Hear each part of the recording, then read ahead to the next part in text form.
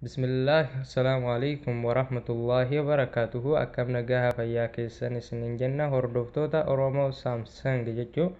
Egaa dhaamsa xiqqoo takkaan qaba jechuudha. Innis maali yoo jettan namoonni hedduun appilikeeshiniiwwan pileestooriin alaa daawunloodii yogguu godhatan haalli isaan itti godhan yookaan isaan rakkisa jechuudha.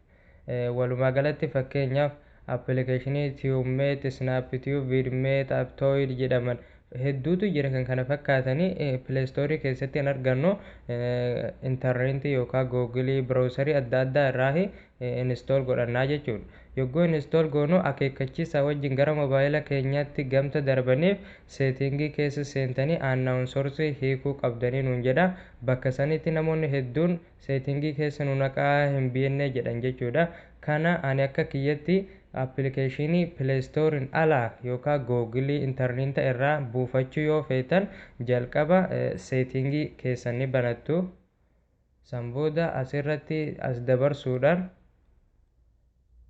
jeneraal kan jedhu kana irratti tuqxu. San booda asirraan gadi buutaniiti asitti seekuruutii kan jedhu ni argattu jechuudha. Moobaayila adda addaa irratti seetingiin keessi kun taa'umsi isaa gamta wal dhabuuf isin seekuruutii kan jedhu kana moobaayila hunda irra wanta jiruuf ni barbaaddu jechuudha. Isa irratti yeroo tokko kilik gootu. San booda asitti unknown sources kan jedhu kana ni argannaa jechuudha. Appilikeeshinii pileestooriin alaa fe'achuu yoo feetan jalqaba dhuftaniiti unknown sources kan jedhu kana fuulduratti haala kanaan tuquudhaan san booda bakka OK jedhu tuqtanii raayitii itti gootuu jechuudha. Amma appilikeeshiniiwwan intarneetaa googilii adda addaa irraa yogguu buufannu gaaffii tokko malee gara moobaayilaa keenyatti nuuf bu'aa jechuudha.